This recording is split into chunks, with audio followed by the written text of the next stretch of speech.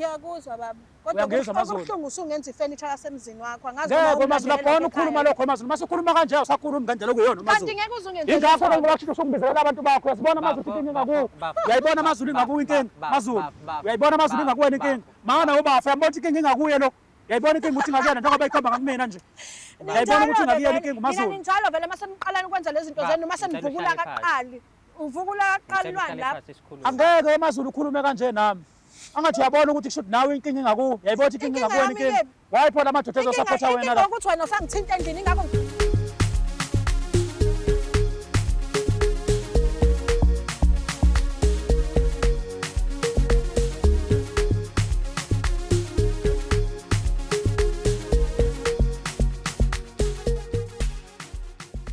Hello and welcome to today's episode of Asilungisa Umjolo, right here on your favorite channel, Umjolo Show. As per usual, the name is Udlala Matifane and I am the next big thing in KZN. Ungakhohlwa subscribe, like, phinde futhi share channel yakhe ebizwa ngokuthi Umjolo Show. Yazi ukuthi kunezinto engiyicelayo each and every time mina nawe sithola ithuba lokubonana. Njengoba namhlanje ngizocela futhi ukuthi join as a member. Kunama benefits amaningi ongawathola mengabe uyi-member of this channel. Ungakhohlwa futhi ukupressa nanku thanks la eceleni. Uyakulekelela ukuthi wazi kabanzi ukuthi ke ungasidonethela ngento engakanani ongakwazi ukusiza ngayo i-channel yethu ukuthi ikhule ihambe phambili. Uyazi ukuthi ke sine deal noma sine goal noma sine target ekumele si-reach, which is mekuphela unyaka 2025 si-reacha u-1 million subscribers. And njengamanje we are close to 200k subscribers. Mina ngithembe wena ukuthi noma kanjani sizokwazi ukuthi siwubambe lo mqiqo sikhule uthi nje mayabushaya umhla ka-1 January 2026 noma kanjani sinawo u-1 million subscribers. Njengamanje tshela abangani bakho batshela abangani babo nabangani babo batshela abangani babo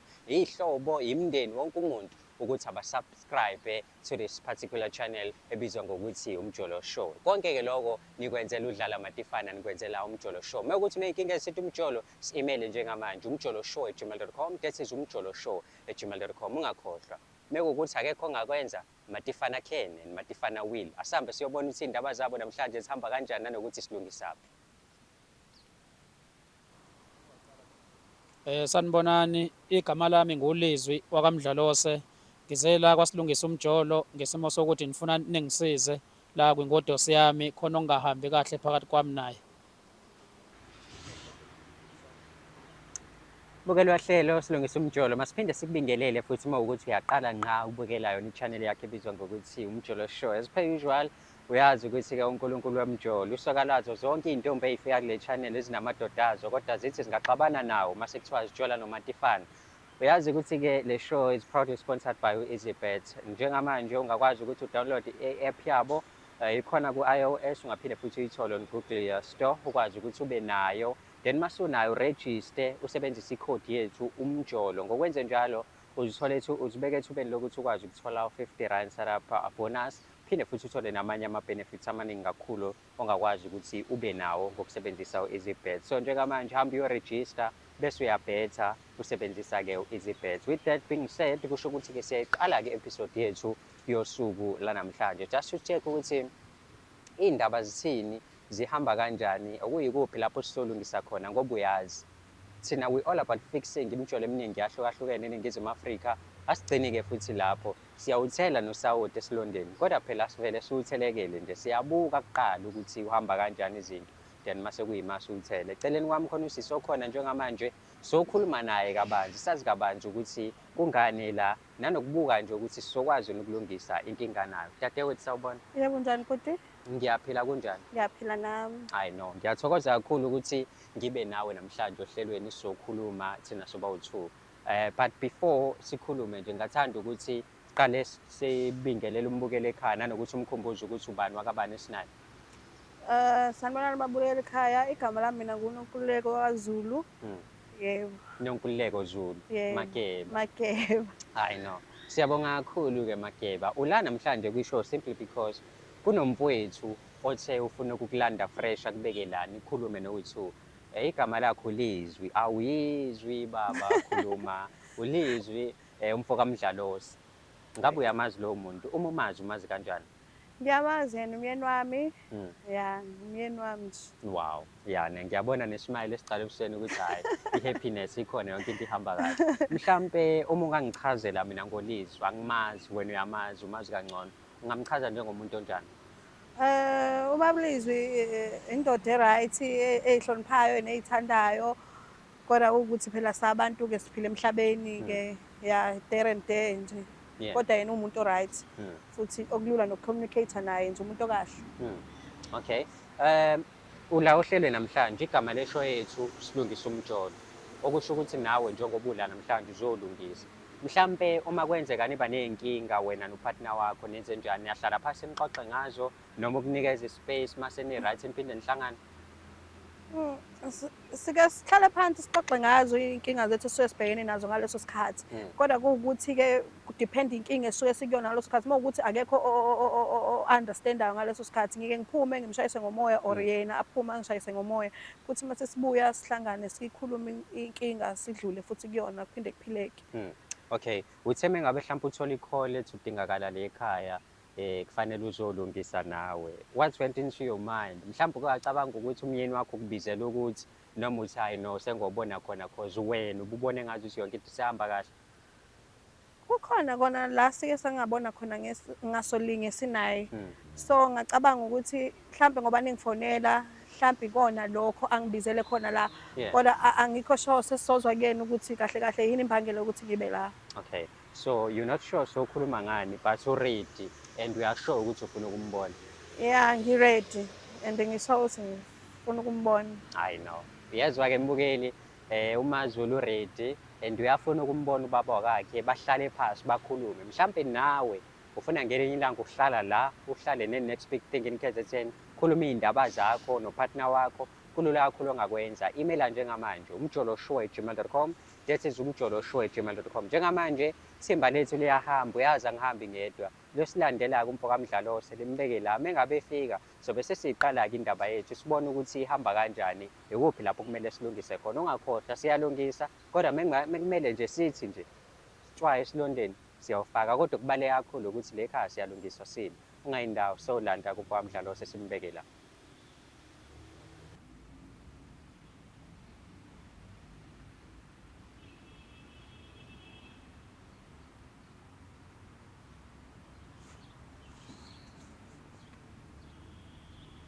Mnewethu. Yebo mfethu. Hamba kahle kodwa mfethu. Hayi, ngosho kanjalo bhuti ngithi hamba kahle. Hayi no, siyathokoza mfethu ukuthi awugcinanga nje ngokuthi usibhalele ohlelweni. Kodwa uthemba ukuthi asikulandela uNonkululeko la wayo kaMageba simlethe la wasufika mfethu ukuthi uzokhuluma naye. Well ngeke ngakhuluma ke naye ungakafiki wena. Just ukuchecka nje ukuthi relationship yeni ihamba kanjani. Uma ngingakubuza nje mfethu wena ngokwakho bunjani ubudlelwane bakho nomama? Ayi, bhuti abuhambe kahle manje. Abuhambe kahle kakhulu angisekho ekujabuleni nje angisekho neze enkululekeni yokujabula. Akuhambe nje kahle impela kubi ngale ndlela xa kukwenza. Mama ingabe ukhala kangaka mntaka baba yini le yenza kuze kube kubi kangaka? Uyena noma uwena sikhiphana? Bhuti nginenkinga nje enkulu, inkinga kuyena inkinga. Ikuyena inkinga. Okusho ukuthi uwumuntu onokuboniswa nje ngamaphupho thizeni lokho nalokho. Uke wawumuntu oke waphupha la ukuthi kunento akahlala engibonela yona ifika kuye ephupheni lakhe. Yebo. Okay. So kahle kahle umuntu wesintu ngoba ukholelwa kakhulu emaphupheni.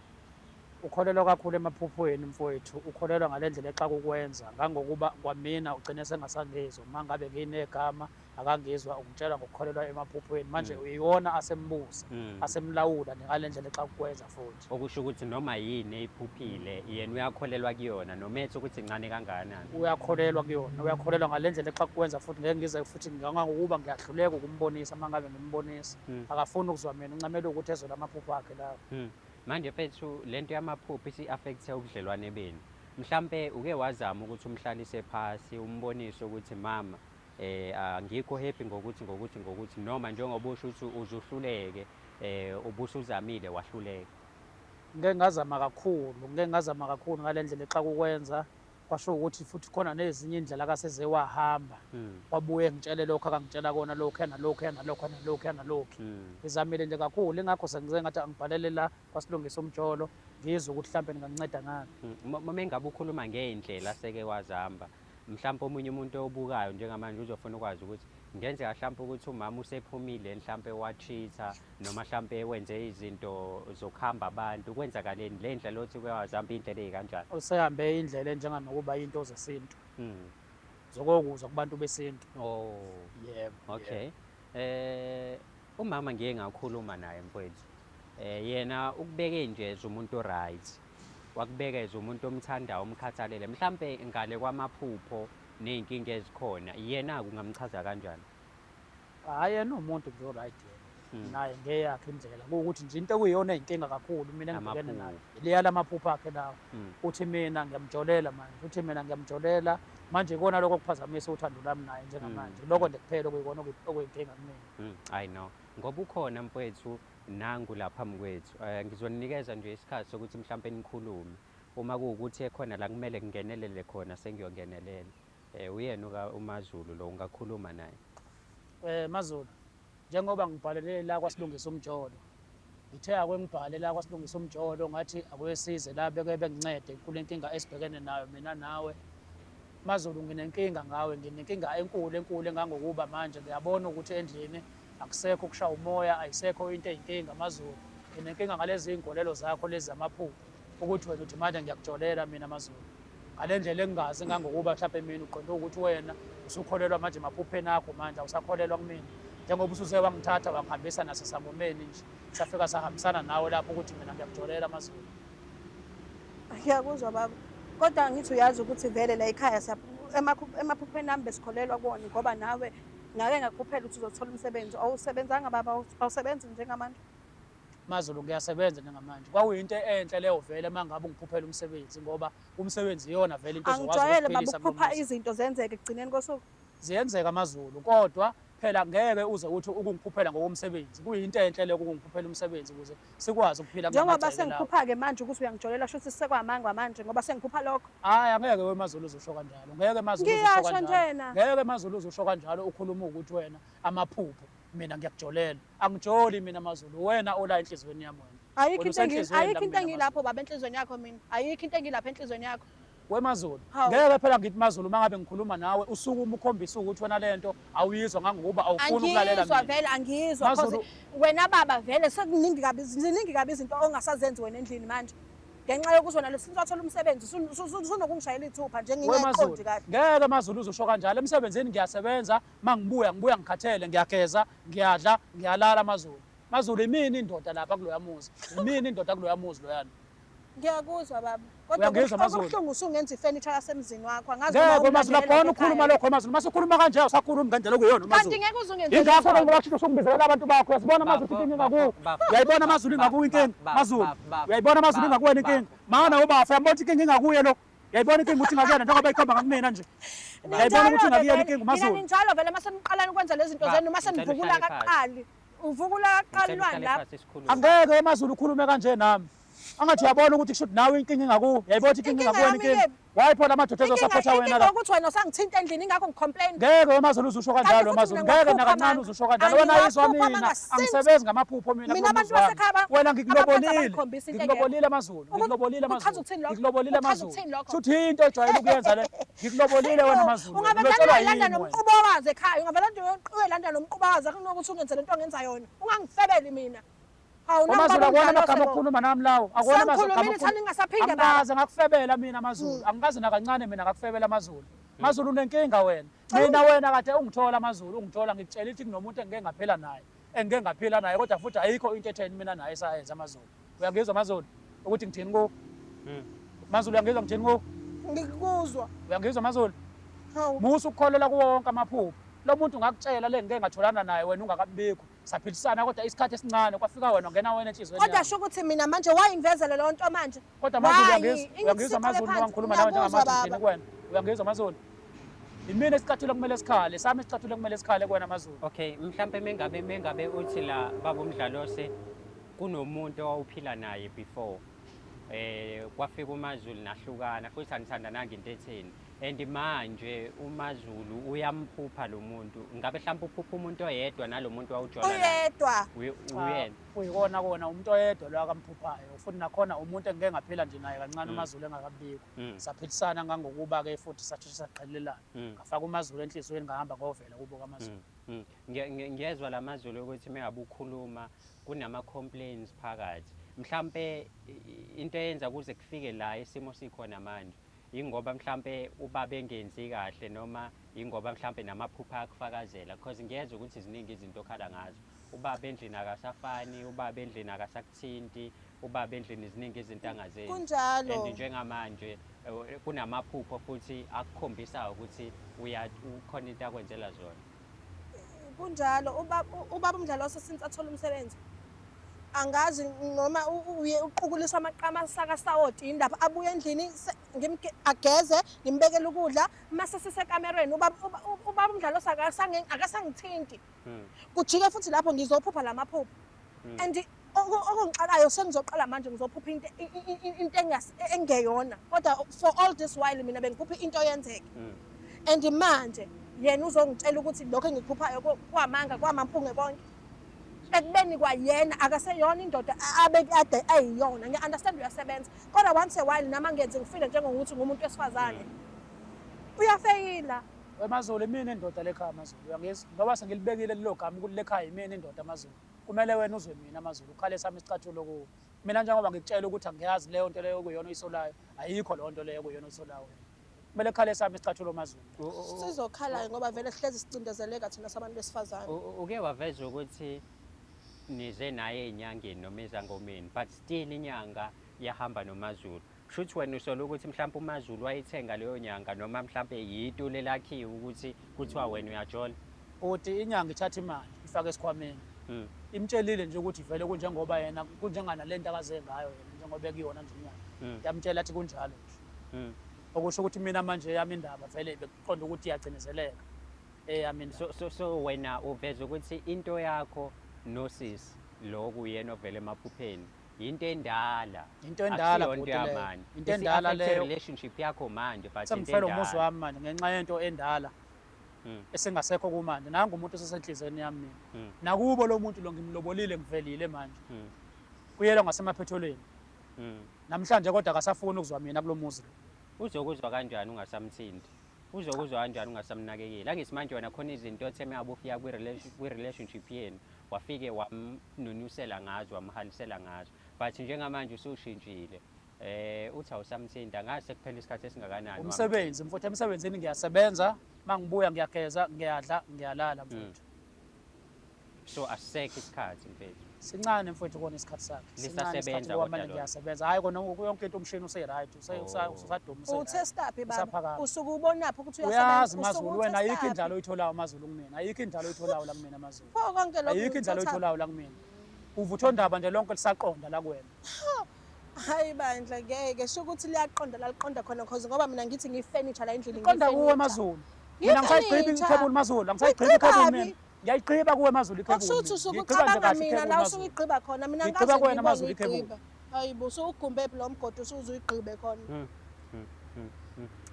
so njengamanje into wena osibhalele kwishow imena bhuti nginibhalelile la bekuyini inhloso ubufuna ukulungisa le situation noma ubufuna ukuyiveza ukuthi umsulwa kangakanani kulento ukuthi usolwe ngekuthiwani ubhecwe inyama ungayidlanga iloko mina mfowethu ngingakufuna ukuthi ngibixwe ngobende inyama ngingayidleli ngoba mina yomjolo angiyenzi nangu mina umuntu osesenhlizweni yami nangu umuntu osenhlizweni yami ekhale sakhe isicathulo kumina nami futhi ikhale esami isicathulo kuyena iloko kade ngifuna ukuthi ngisizakale khona ukuthi le nkulumo yami naye mhlambe yiphi indlela esingayilungisa naye ukuze ekwazi ukuthi ebengakwelamisa ide ebona ukuthi mina ngimjolele ehlukane phansi nendaba zamaphupho lawo kulomuzi wami mhlambe mama into engayibuza ngale kokuphupha ngale mhlambe kokuboniswa izinto bukhonani mhlambe tangible bufakazi onabo ukuthi ubaba uyangijithela mhlambe wake wabona enza into ethile wakwathi mhlambe me-antifone aphumele eminyango wakwambona ngesinye isikhathi kwenye situation nje ehlukile noma mhlambe ikona ukuthi wena ngoba waphupha definitely he's cheating on you? Kona akukho engisakusolile into engenza ukuthi ngisole khona ngaphupha yes and akukho i-evidence enginayo ephathekayo kodwa kuwukuthi ubaba naye ngalokukhathala kwakhe nakho sekuzonginikeza iy'nsolo because ubaba uhlezi ekhathele. Kodwa ubufakazi engithi mhlampe ngingabukhombisa noma kuthiwa sisenkantolo ngingabufezela inkantolo abukho. Kodwa nje ubaba akaseyona indoda angijwayeza ukuthi uyiyona yena. Izinto angijwayeza zona ukuthi siyazenza ubaba uyafeyila manje. Mhlampe awe yini ukuthi ezinye izinto once zahlala kakhulu emqondweni sayicabanga mhlampe throughout zigcina kube sengathi ngisho hleli siyaziphila noma siyayiphupha ukuyibona into kanjalo ukuthi yenzeke ukuthi mhlampe njengoba wena usuhlezi ucabanga ukuthi umuntu wakho uyakuchithela ngenzeka mhlampe ukuthi lo angimphikeli mhlampe uyachitha angimphikeli but into engiyishoyo mina ukuthi lokho mhlampe ukucabanga kakhulu kwenza ukuthi into uzuyiphupha. Ya kona ngike ngizwe ngento kanjalo kodwa yazi angazi noma mhlampe mina sengibhilivela kakhulu emaphuphweni ami yini mhlampe ingakho kwenzeke kanje ngoba kwenzeka manje kumina because mhlampe ngisengibone ukuthi esikhathini esidlule benginokuphupha into yenzeke so manje ngiyathuka nami ngilokho ngibuyelwa iphupha elilodwa one and the very same time ukuthi ubaba uyangijithela ingakho nakhona ngize ngiyitshela ukuthi mhlampe ngempela and uphinde futhi naye ashintshe alekhe entweni ebezenza mhlampe vele kungenzeka ngalendlela ochaza ngayo bhuti ukuthi mhlampe sengikufake kakhulu emqondweni lokho kodwa hayi Mdlalosi nangu mama mfethu mina ngingizele la ukuthi nje ukhuluma nilungise Mazolo eyamaphupho kowami umuzi ayiphele eyamaphupho kowami umuzi ayiphele akube yimini ubaba la ubaba kusuba amaphupho akube yimina wena bonisana nami ukhulume nami uhlale phansi uyangizwa Mazolo ngithini kwena ngiyakuzwa baba akube njalo nje ngikufuna okunye ukukhuluma ukuzolokhu kuthiwa khamba nenyanga khamba namaphupho khamba nani uyangizwa Mazolo ngiyakuzwa baba kodwa ngisacela ubeka umbono nami ngicela ubaba aqhubeke ngendlela adenza ngayo kulungile Mazolo ayikho inkinga khona lapho nakancane ayikho inkinga ngingabe umhlobiso baba owami umuzi ngingabe umhlobiso endlini kulungile Mazolo angizwe ukuthi ngithini owami umuzi akube yimini ukhanda ubonisane nami hayi indaba zenyanga ngoba ngeke ngiphathelwe abanye abantu umuzi wami nanokuthi mhlawumbe uyabona ukuthi into eyenza okuyiyona eyenza kube ngathi manje siphusha indaba kakhulu yamaphupho ukuthi nawe ubusungasamnakekeli umama when it comes to ekhaya yebo uyakuletha ukudla but isikhathi sakhe awumniki wena ushilo ukuthi uhlezi ubhizi uyasebenza but leso sikhashana lawo maminishana amancane jabulisa phela umama akukujatshulwe nje ekhaya ukwazi mhlawumbe ukuthi mekuthinta ungasisusi isandla nijabule kube right ilo nto ayifunayo kuwena kulungile Mazolo ayikho into ezoba inkinga phakathi kwami nawe umuzi wami nawe uzohamba ngendlela efanele uyangizwa Mazolo yebo ngiyakuzwa uyabonga kana kunjalo so ngalento engiyishoyo noma le niqeda ukuyikhuluma njengamanje isho ukuthi nobabili ni happy ukuthi nifike la nakhuluma ngale ndaba and nivumelana ngento eyodwa and niyathembisa ukuthi nizoshintsha isimo akade siyisona sishintshe mhlawumbe sibe enyini mina njengobaba yonke into izohamba ngendlela efanele yonke into izohamba ngendlela efanele umuzi uzofudumala ayikho into ezoba inkinga phakathi kwamagceke ami alright nangapha ngakuwena mama yonke into right mhlampe mengathi nje nema mhlampe izinto ofisa ubaba yishintshe ungasho ukuthi lokhu nalokhu nalokhu ya khona vele thina sinobaba ekhaya esikhathini esiphambilini besihlala ngokujabula nje sihlezi sihappy kodwa kwawile simo-ke lesi kodwa baba mungase ushintshe indlela owenza ngayo ufike endlini kuhlekwe njengenjwayelo ungabe usufika wena uyogeza uyalala uvuka ekuseni emsebenzini ngo-5 ngibekela amanzi usuyahamba usuzenza umuntu oserious kakhulu asikakabi badala kakhulu ukuthi sesingahlezi siserious nakhona nje wena wakamageba kulungile ngiyezwa lapho umdlalo so yonke into ezohambisa ngendlela efanele yebo baba I know mina ngihappy uma kuwukuthi uhappy and uyathembisa ukuthi uzoshintsha isimo sakho nomama ilo nto engangijabulisa mina yonke into izohamba ngendlela mfowethu uyabona-ke nawambukela ukuthi i-situation ihamba kanjani and ngiyazi ukuthi unako kwakho ukuphawulo nako ngale situation esesikuyona namhlanje. Mhlampe nawe umuntu nje oyiphilelayo oyijolelayo onganakeli lutho kodwa manje mhlawumbe unokusolakala. Uphuma kanjani kuleyo situation noma nikhuluma kanjani nopartner wakho ukuze kungabi khona ukusolana ngezinto ezingekho phakathi kwenu nobabili? Mhlambe nawe unenkinga ezithinta umjolo njengamanje ngi-email umjoloshow@gmail.com, that is umjoloshow@gmail.com. Ungakhohlwa futhi ukuthi-ke uhlelo silungisa umjolo kwi-channel Umjolo Show lisebenzisana ngokubambisana nenkampani Siyeza Media. So uma ukuthi wena ufuna yonke into ethinta amakhamera, ama-live screening, ufuna bazokushithela imicimbi yakho, kulula kakhulu ongakwenza, ungabathinta nanka ama-details wabo la ngaphansi ukwazi ukuxhumana nabo. Uma ukuthi ufuna ukudlala amatifane as a DJ, as a host afike emcimbini wakho noma as a MC, kulula kakhulu ongakwenza. Thumela i-email address to my email address dlalamatifane@gmail.com, that is dlalamatifane@gmail.com. Ngale kwaloko Facebook, X naku-Instagram Dlala Matifana. Ngiyaphinda futhi umatifana wami ugcina ngo-A, not ngo-I, not ngo-E. Le khaba fethu siyakhuleka. Yebo mfowethu. So njengoba siyivala ishow sogebisa amakhanda phansi sithi inkulunkulu kaMatifana sihawukele siyobe sesiqedile ukukhuleka. Ungakhohlwa ukusubscribe, ulike, uphinde futhi ushare i-channel yakhe ebizwa ngokuthi Umjolo Show. Siyabonga kakhulu ukubukela kwakho.